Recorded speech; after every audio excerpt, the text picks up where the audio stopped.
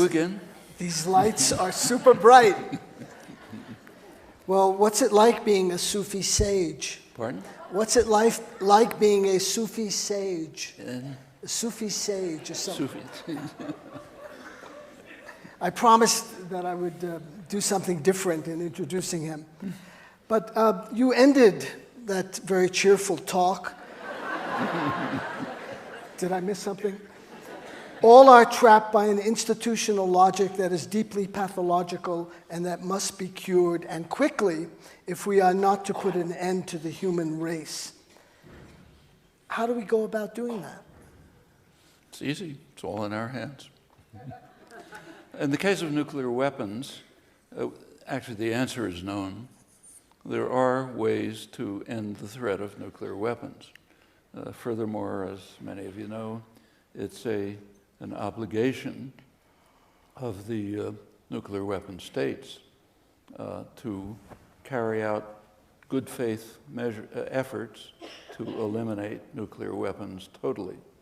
That's Article 6 of the Non-Proliferation Treaty of 1970. That's furthermore a legal obligation, as the International Court of Justice ruled some years later, 1996. And those efforts could be carried out. And unfortunately, we're going in the opposite direction. So President Obama has recently announced a $1 trillion program to modernize and upgrade our nuclear weapons capacity, our attack capacity. Other powers are acting more or less similarly. There are policies being conducted right now. I mentioned Ukraine, but it's not the only one, that are bringing the global situation to the point where it might lead to a perhaps accidental, perhaps intended nuclear strike. Incidentally, it's been known for many years, decades, that if a power launches a nuclear strike, first strike, it will be destroyed by the effects of the nuclear explosions. So there's no escape. It's any nuclear war that between any powers with any capacity will lead to virtual extermination. We know how to end it, but the steps that are being conducted are in the opposite direction. And there have been some potential, unfortunately aborted efforts to implement steps that would reduce the danger. So one major threat right now has to do with Iran. In the United States, it's commonly claimed by high officials, commentators, and others that Iran is the greatest threat to world peace. It's kind of interesting to compare this with global opinion. There are polls of global opinion taken by U.S. polling agencies, Gallup poll, a major one. The most recent, about a year ago, did ask people around the world which country is the greatest threat to world peace. The United States won by a huge margin. Nobody else was even close. Second was Pakistan, which was probably inflated by the Indian vote. Fortunately, Americans are spared knowledge of these facts. The press refused to report them, but they're facts nevertheless. Anyway, here, it's Iran that's the greatest threat to world peace. There's interesting questions that one can ask about just what the threat is, but let's say there's a threat, whatever it may be. Is there a way to end it? Yeah, there are ways to end it. I don't know if you want me to go into it, but well, we have to kind of stick to the 5-minute five-minute lecture. So I won't mention them. Tell them what that's about. My dictator over here says I shouldn't, but there have been potential steps which have been blocked by the United States. That's unfortunate. Anyway, in the case of nuclear weapons, we know how to end the problem. It's feasible. It's a matter of implementing policies that are understood, and they could be carried out if there were sufficient popular pressure to compel them to be carried out. The populations of the world care about survival. Their leaders typically don't. They care about power.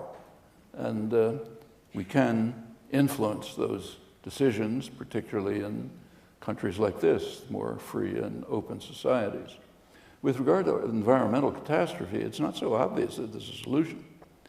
There are measures that can be undertaken to mitigate the threats and maybe to overcome them.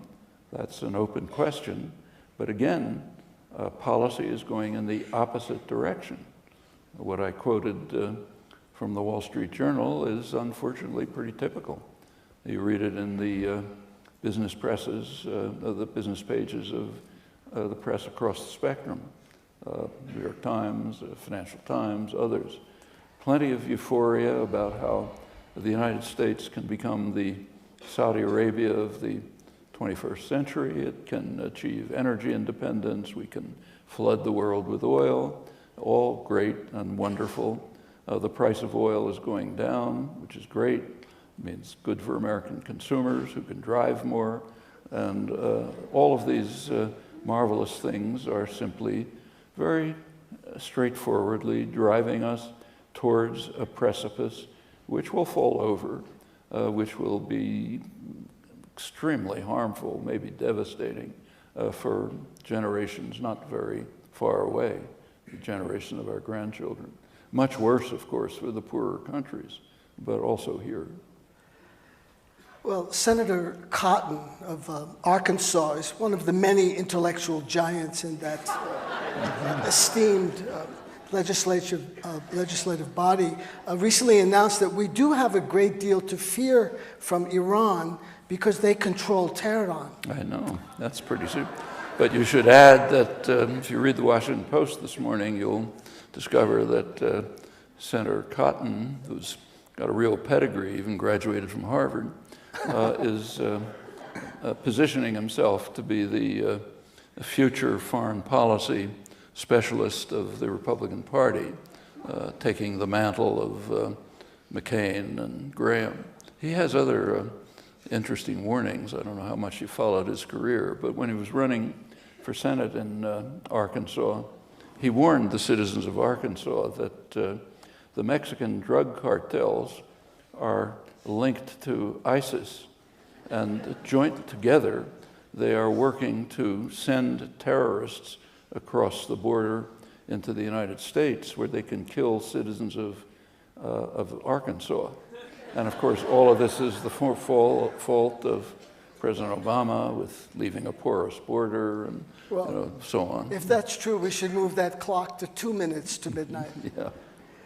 Election in Israel. Netanyahu won a third consecutive term, his fourth overall. Haymarket author and Electronic Intifada co-founder Ali Abu Nima says, Netanyahu's good for the Palestinians. Why? Because he's very clear. No Palestinian state, no compromise.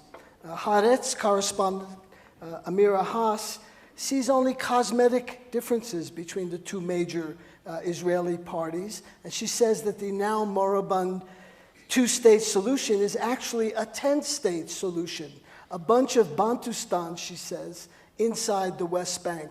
What's your view on what happened in Israel? Well, what happened is, one question is how much difference there is between the parties. They're all pretty much on the right. There was a very minor sort of peace party. Meretz got 4 seats, barely made past the admissions point. There is the Arab Party, which is the third largest, but that's pretty much excluded from any coalition just on racist grounds. No coalition will accept the Arab Party as an important constituent. But there are some differences. One difference is if you read Netanyahu's appeal to the electorate, which carried him to victory after rather tepid polling results, it was a combination of outright racism and extreme fear-mongering. So you've probably read in the papers, he warned the electorate that Arab citizens of Israel are being driven to the polls by leftists with support from foreign governments, all in an effort to undermine his policy of defending Israel from terrorists, so on and so forth. And that combination of fear-mongering and racism does work. It worked in Israel. We're not unfamiliar with it here. And it's a very dangerous sign about the nature of Israeli society, which has been drifting very far to the right. And this is a major nuclear weapon state. It's a violent state. It's carried out lots of aggression. It's a direct violation of international law in the occupied territories. That's accepted essentially by the entire world, with the exception of Israel and the United States. And it can be an extremely dangerous, it is already a very dangerous state, can be much more so. As to the Abu Naiman Amir Haas conclusions, I think they're slightly, I don't think they're analyzing the situation quite accurately. It's widely argued, not just by them, across the board, by Israeli analysts, Palestinians, others, that there are two options. Either a two-state settlement in accord with the overwhelming international consensus, which includes essentially everyone outside the United States and Israel. That's one possibility. And the other possibility is supposed to be what's called a one-state solution. Israel takes over the whole of former Palestine, Jordan to the sea, and then there'll be what in Israel is called a demographic problem. Too many Arabs in a Jewish state, pretty soon, in fact, maybe a majority. From the Palestinians and Palestinian supporters, like the one you mentioned, who regard this positively, say, well, then it'll be possible to carry out an anti-apartheid struggle, a civil rights struggle, to call for the rights of Palestinians within this one state. The problem with that analysis is that these are not the two options. The two options are quite different. The second option, one state, is not an option. There is no possibility, reasonable possibility, that Israel will take over the whole territory and face this demographic problem. They don't want it. The second option, alternative to two states, is something quite different. It is what is exactly happening before our eyes. There are policies being implemented daily, right before our eyes. We can see them. We can see where they're directed. They've been in motion for almost half a century, and their purpose is clear. What they're doing, the policies take over. First of all, Israel is taking over, has taken over what it calls Jerusalem. That's an area about 5 times the size of historic Jerusalem. It includes substantial areas of the West Bank, many former Arab villages. It was supposed to be an internationalized territory. Israel's taken it over, and all the parties, except for the very far out ones, are saying, yes, this is an indivisible permanent capital of Israel. That's one thing. Then if you look at the development programs, which are pretty systematic, very obvious, one of them is developing a corridor extending east of Jerusalem to include a large town. Ma'ale Adumim was built mostly during the Clinton years. Its purpose is to subdivide the West Bank, to virtually partition it. The borders of Ma'ale Adumim reach virtually to Jericho, which will be left in Palestinian hands. That's right at the border. So there's a corridor extending to the east, pretty much bisecting the West Bank. If you look at the map, there are other corridors to the north, including other new Israeli towns, Ariel, Kdumim. They break up the region further. In addition, Israel is taking over, it's committed to taking over everything that's within the so-called separation wall. It's an annexation wall, declared illegal by the World Court, by international opinion, but the U.S. continues to support the policies, so it doesn't matter. That's a large part of the arable land that excludes the Palestinians from their farms, orchards, and so on. Furthermore, Israel is systematically taking over the Jordan Valley. That's roughly a third of the West Bank. Much of its arable land, Palestinians are being steadily expelled by one or another pretext, sometimes simply thrown out. Jewish settlements are being established, wells are sunk, and so on. The traditional method for 100 years now of ultimately incorporating some region inside Israel. Well, you look at that pattern, and you can see what's happening. Israel is carrying out a perfectly reasoned, intelligent program intended to integrate into Israel everything that might be of any value in the West Bank, but to exclude the Palestinian population. The areas that Israel's taking over don't have many Palestinians, and those who are there are being largely expelled. That will leave the Palestinian population in some kind of limbo, not within Israel, no demographic problem, no one state. Palestinians lose everything. That's the live alternative.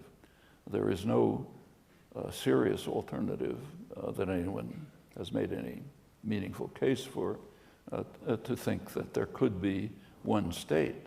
Unfortunately, this is the assumption that's made across the board, but if you think it through, you can see that it's extremely unlikely. The likely alternative to a two-state settlement is what I just described, the policies that are now being implemented. What could stop them? Actually, one thing. It's in the hands of the United States. As long as the United States officially objects to these policies, so the official U.S. policy says it's unhelpful to peace, but the U.S. continues to support them.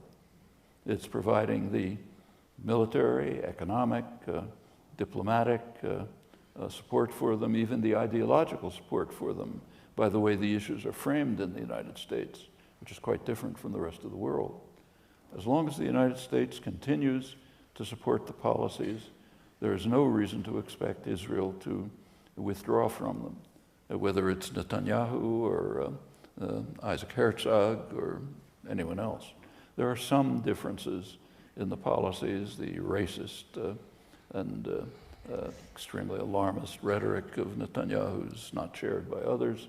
So there's some differences, but Amir Haas is correct in saying that they're not fundamental differences. In New Mexico, under U.S. law, Native American and Spanish land grant heirs have lost common lands, and acequia water rights have been separated from the land for commercial use. What hope for the future do you see from traditional peoples continuing to defend the rights of the commons and the shared use of natural resources, rather than exploitation for profit? Well, it's again, same story. It's up to you. These are decisions that the American population can make in the case of the United States. And of course, as we all know, this has been going on for 500 years, 400 years, ever since the first English settlers came. There's been a steady attack on the Indian nations, driving them out of their lands, exterminating them, expelling them, sending them to reservations. It's been, well, that's American history. There are two fundamental, profound crimes in American history. One is expulsion or extermination of the indigenous population. The other is, of course, slavery, with its impact still remaining. The United States is what's called a settler colonial society. That's an unusual form of imperialism. It's a form of imperialism in which the imperial power, originally England, settles the country that is being taken over, drives out or exterminates the population. That's an extreme form of imperialism. It's true of the what's called the Anglosphere, the countries that sort of extended out of England. It's true of the United States, Canada, Australia, New Zealand, almost. They didn't quite exterminate the indigenous population. That's an unusual form of imperialism, for the indigenous people, a very dangerous one. And yes, they're fighting back and they need support. However, there's another point that ought to be made about preservation of the commons. That's back to climate change. The commons are the environment in which we live. If the commons are privatized, if they're handed over to ExxonMobil and Chevron and so on, we're dead for the reasons that I've just mentioned. We're pretty obvious. If the commons are preserved for the common good, we have a possibility of surviving. If you look around the world, almost everywhere, it's the indigenous populations which are in the lead in trying to protect the commons from destruction by the industrial capitalist powers primarily, China, others. So in Canada, it's the First Nations. In Australia, it's the Aboriginal people. In India, it's the tribal people. All around the world, the countries that have substantial indigenous majorities, populations, have actually taken steps towards trying to preserve the commons. Bolivia, for example, which actually has rights of nature written into its constitution. Ecuador made an interesting effort to keep some of its oil in the ground where it ought to be if the rich countries, the European countries, would pay Ecuador a fraction of the profit that it would have received from marketing the fossil fuels. The rich countries refused, so now they're doing it, also destroying valuable forest. It's a pretty striking fact, which ought to really shame us, that it's the indigenous peoples who have been driven to the margins of survival, who are in the lead in trying to protect us from the folly that we are now carrying out, which is very likely to destroy the possibilities of decent survival. That's the most crucial aspect of protecting the commons. The day after the big climate march in New York in September, the very next day, the Rockefeller Brothers Fund disinvested from fossil fuels. Mm-hmm. You can't miss the significance of that, given John D. Rockefeller's background. Yeah. Is this the start of a major movement in terms of divestment from fossil fuel corporations? I was in Portland, Oregon recently, and an activist told me this is one of the hottest issues on campuses from Stanford to Harvard. Yeah, MIT, my own campus. It's a hot issue on campuses. And yes, it's important. It's in a way symbolic, but significant. These are some of the steps that can be made to impede the race to the precipice. How important it is, well, like everything else, depends on people like you. Will you do something about it? I want to talk to you about two ships, one fictional and one real, the Pequod and Moby Dick and the Titanic. I think it was Edward Said right on this stage who years ago talked about the monomaniacal urge of Ahab to destroy Moby Dick no matter what, and to take the crew down with him. It was of no concern to him. And what do you think about that metaphor, that Moby Dick is nature and that Ahab is an out-of-control kind of capitalism, and that when it comes to the Titanic, the reforms that are offered up by the centers of power are merely cosmetic? They're moving deck chairs on the Titanic. Recycle your cardboard, drive a Prius, and things like that. Sorry to Prius drivers. Well, like any kind of models and metaphors, there's some point, but some differences. The crucial we are not being, I mean, you might say that Hitler was an Ahab, let's say. He was, especially toward the end of the war, he was dedicated to continuing the war even if Germany was totally destroyed. And it was the fault of the Germans if they didn't succeed in winning the war. Okay, that's Ahab-like in a way. But in our case, it's somewhat different. It really is institutional logic. It's not a matter of individuals. Those CEOs who voted in the Davos poll, if you ask them personally, maybe they contribute to the Sierra Club. Maybe they're in favor of divestment. Could be. But in their institutional role as managers of major corporations, they have a duty, in fact a requirement, even a legal requirement, to maximize profit and market share and to ignore what economists call externalities, the impact of a transaction on others. That doesn't enter into market calculations. Well, in this case, the externality happens to be the survival of the grandchildren, but they cannot, in their institutional role, attend to that problem because their task is to maximize profit and market share. There's some range of choices, of course, and there's some variation among corporations as to how they operate. But this overwhelming institutional property happens to be lethal in its nature. It cannot continue if we're going to survive.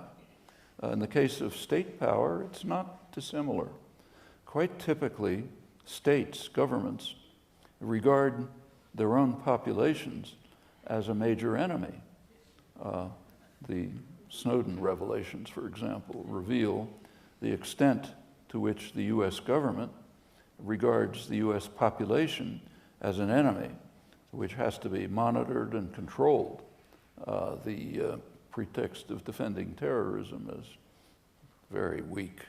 As you may recall, when the Snowden revelations came out, at first it was claimed by the government that over 50 terrorist acts had been prevented by the NSA surveillance. Under inquiry, they reduced it to maybe a dozen or so. Under further inquiry, it was finally reduced to one case. Someone had sent $8,500 to Somalia.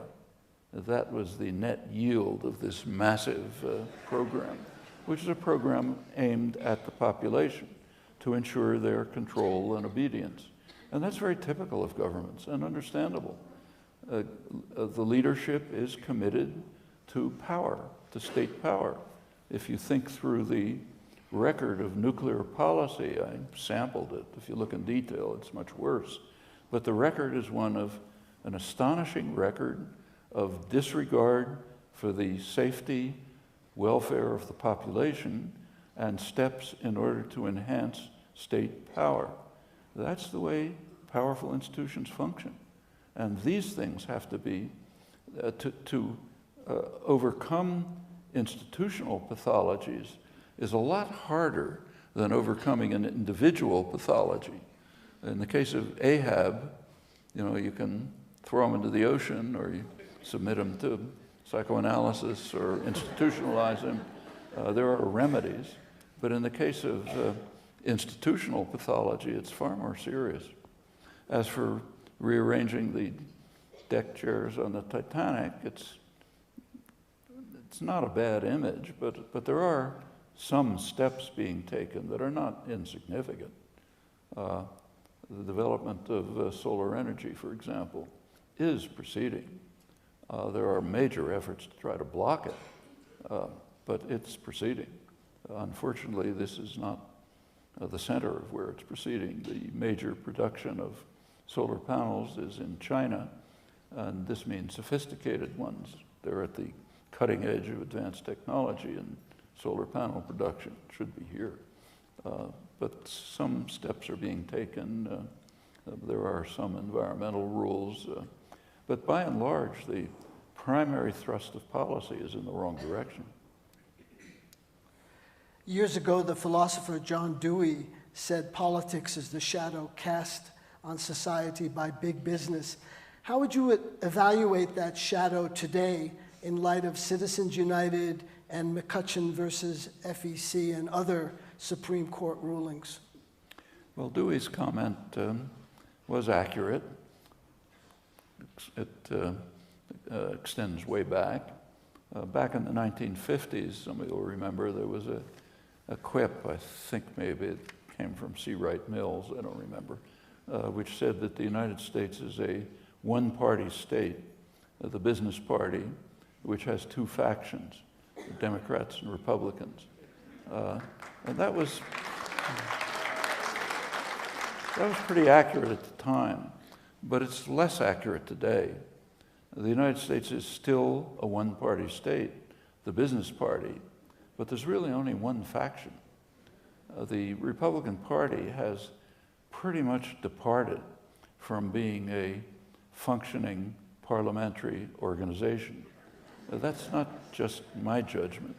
The very highly respected conservative political analyst, Norman Ornstein of the American Enterprise Institute, right-wing think tank, pointed out recently, I think accurately, that the Republican Party has become what he called a radical insurgency, no longer committed to parliamentary participation.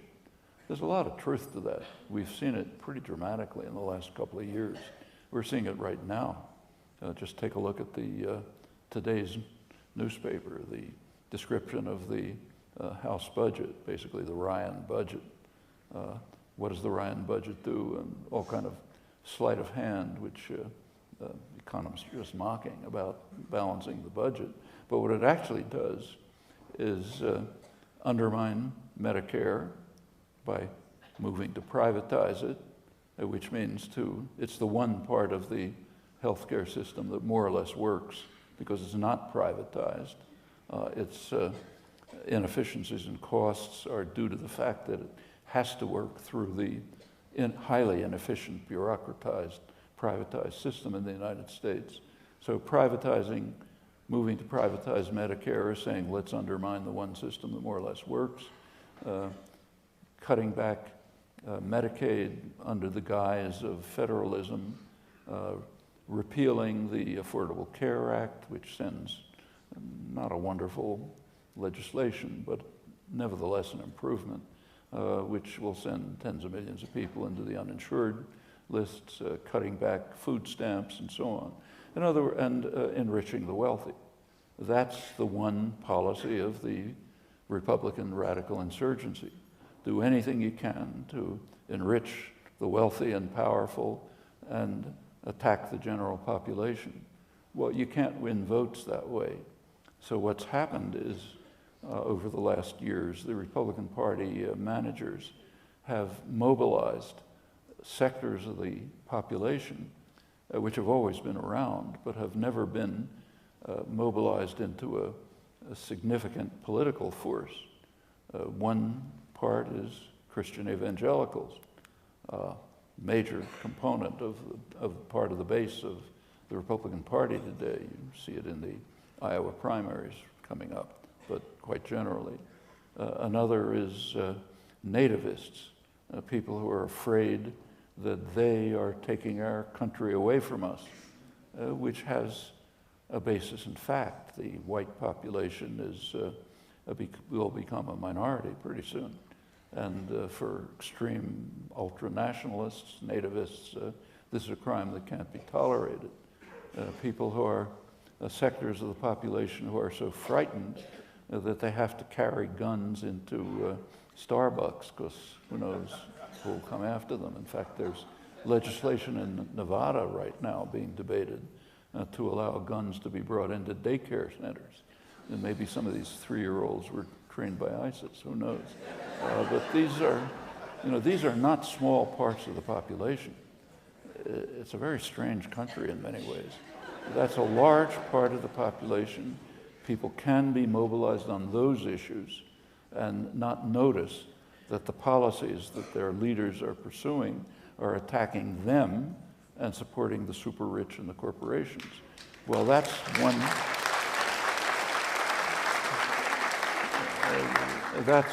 of the former two factions. What's the other faction? It's not Democrats. It's what used to be called moderate Republicans. If you take a look at the Democratic Party programs, there are a few exceptions like Bernie Sanders and others, but if you take the core of the Democratic Party, Democratic Leadership Council and so on, these are the policies that used to be called moderate Republican. In fact, somebody like Richard Nixon would be kind of at the left of American politics today. Eisenhower would be off the spectrum. Eisenhower went so far as to say that nobody even sane could think of dismantling New Deal programs, namely the ones that are being dismantled right now. The current Republican programs are efforts to dismantle programs that were initiated under Nixon. The drift to the right during this whole neoliberal period, roughly since Reagan, is pretty extreme. You actually see it pretty strikingly in the public attitudes towards the health programs. The U.S. health system is an international scandal. It has about twice the per capita costs of comparable countries and relatively poor outcomes. Furthermore, the U.S. government spends about as much per capita as comparable countries, but that's a small part of the health costs because it all has to work through the privatized health system, which is inefficient, bureaucratized, and in the hands of tons of bookkeeping, administration, and so on and so forth, and in the hands of institutions which have no interest in health. An insurance company is not dedicated to health. It's dedicated to making money. So not surprisingly, they do things to try to make money.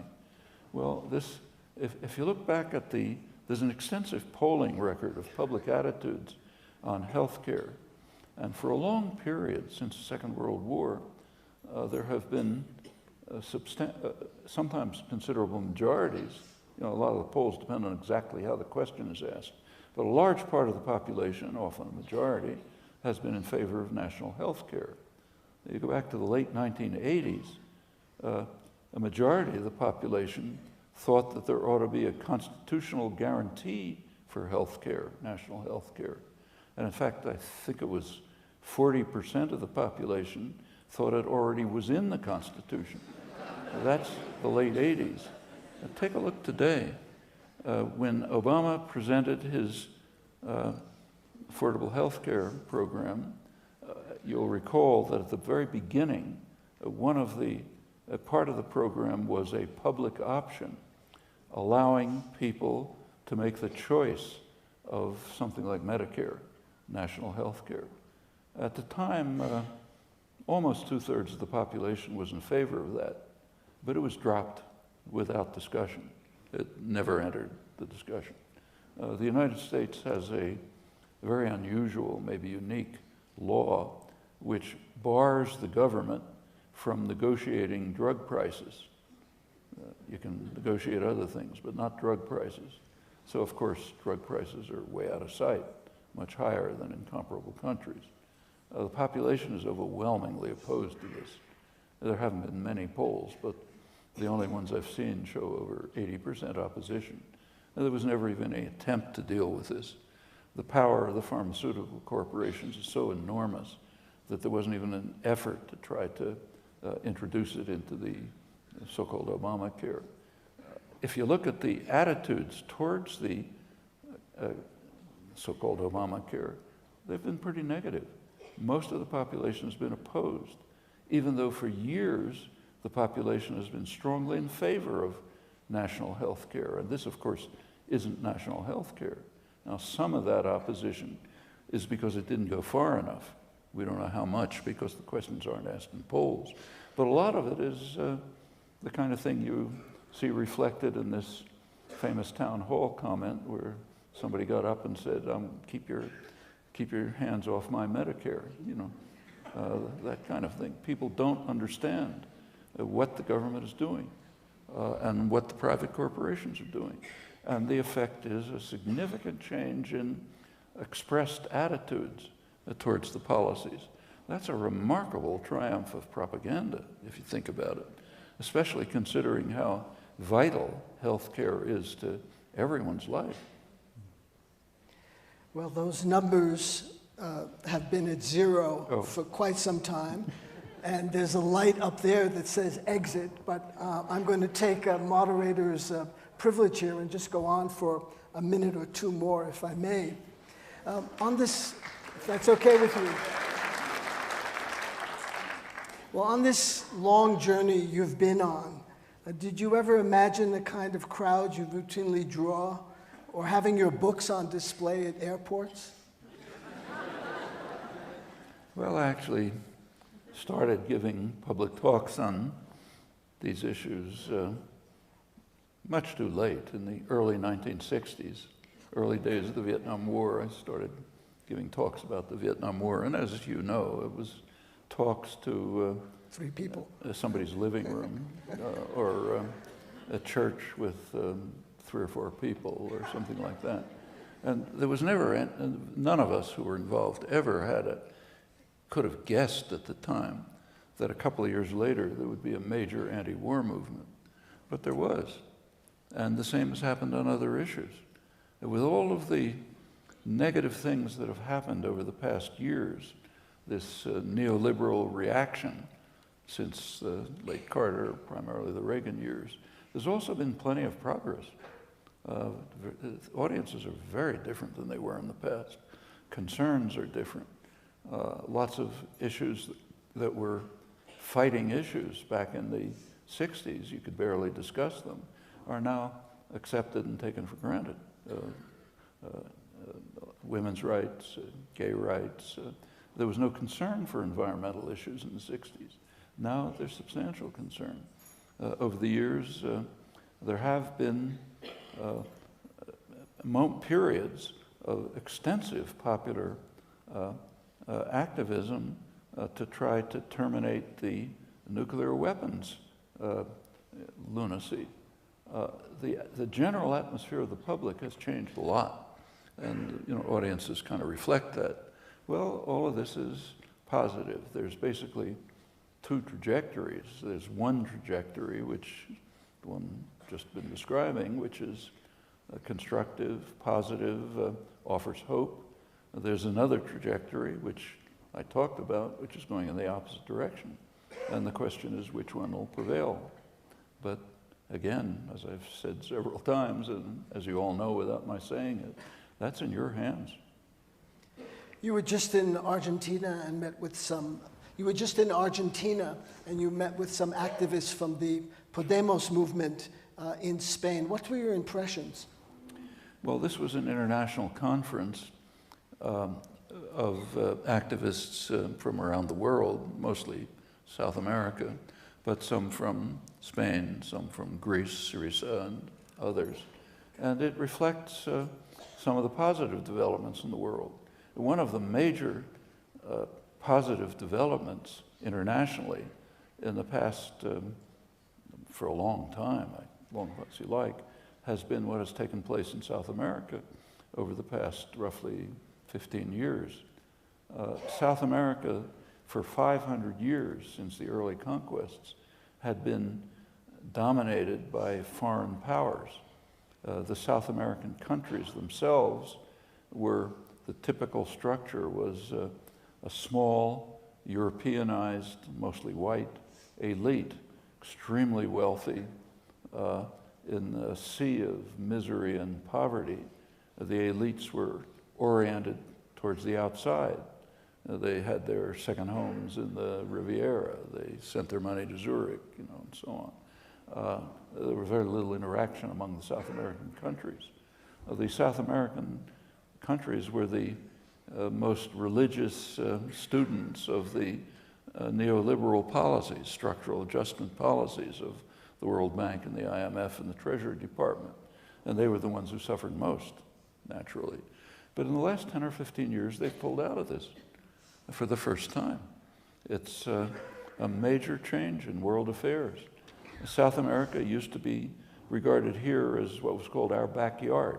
They did whatever we told them. We don't pay any attention to them.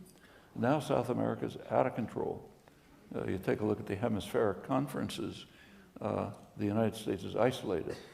In fact, the primary reason why Obama made some steps towards normalizing relations with Cuba is that the U.S. was utterly isolated on that issue in the whole hemisphere. They were trying to get some kind of arrangements before the Summit of Americas, which is coming up soon. They didn't quite make it. But that's the goal. This is a huge change. And that's why the conference was in South America.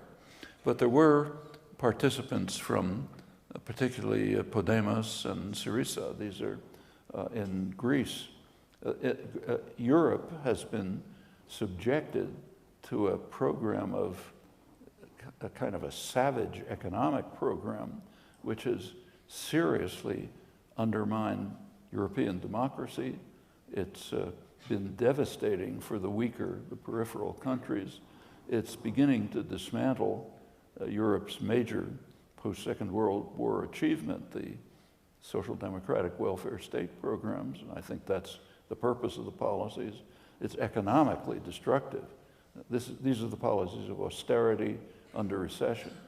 Even the International Monetary Fund says they're crazy from an economic point of view. But they make some sense from the point of view of class war. They're enriching the big banks, they're dismantling social programs and so on. Well, there's a reaction.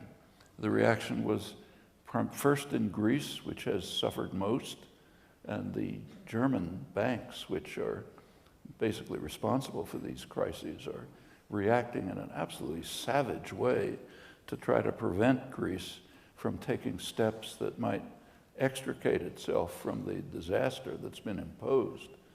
Greece is calling for restructuring of its debt, delaying debt payments and so on. This is particularly ironic because Germany in 1953 was permitted by the European countries to cancel its major debts. That's the basis for German recovery. That's why it's the dynamic center of Europe. Secondly, Germany practically destroyed Greece during the Second World War. Well, put all this together, Greece is now asking for a limited element of what Germany was granted in 1953. And the powers in Germany, the bank, the Bundesbank, are just flatly refusing in a very savage way. Now, they may get away with it in Greece because Greece is a pretty weak country. Spain is going to be a harder nut to crack. That's a bigger country, a more powerful economy. And in Spain, in the last couple of years, 2 or 3 years, a new political party developed, Podemos, which by now is running first in the polls. And it is also a party dedicated in a pretty pragmatic, sensible way to reversing the austerity programs, sustaining, rebuilding the social economy, the so-called welfare state programs, and moving the country towards constructive development. In Spain as well, the criminals, the ones who caused the crisis, were the banks, the Spanish banks and the German banks. But they want the population to pay. Notice that none of them believe in capitalism. In a capitalist society, say if I lend money to you, and since I know you, I know it's a risky loan, and I therefore get a lot of interest and make a lot of money out of it. If at a certain point you can't pay, it's my problem in a capitalist society, but not in the societies in which we live. The problem is your problem and your neighbor's problem. Your neighbors didn't take the debt, but they got to pay for it. That's the way our system works. Radically anti-capitalist. Makes sense on class warfare grounds, but no resemblance to markets or capitalism. And that's what's been going on, but there is a struggle against it. And Podemos, worth keeping an eye on. They have sensible programs. might win the next election, which is coming up soon. And it's not going to be easy for the Brussels bureaucrats and the German banks, northern banks, to crush Spanish initiatives. One last question.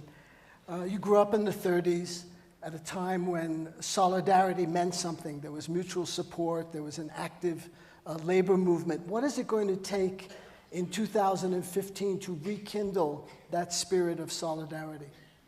Well, remember what happened in the 30s. The labor movement was, in fact, in the forefront. There was CIO organizing, sit-down strikes, and so on. They had a sympathetic administration. So the Roosevelt administration was willing to accommodate to some extent, to the pressures developing among the public, the labor movement spearheading it, which did lead to the New Deal legislations, which were very beneficial to the population and to the economy. But go back to the 1920s. The labor movement had been destroyed. There was nothing left, practically nothing left of it. One of the leading labor historians, David Montgomery, died recently, has a book titled something like The Fall of the House of Labor. And it's about the 1920s. There had been a lively, vibrant, active, pretty radical American labor movement, but it had been crushed by a brutal attack. This is very much a business-run society, and the business classes are highly class-conscious, constantly fighting a class war, have state power supporting them, and they were able to crush and destroy the labor movement. But it revived, and it can revive again, and other popular movements can as well too, and there's a basis for it.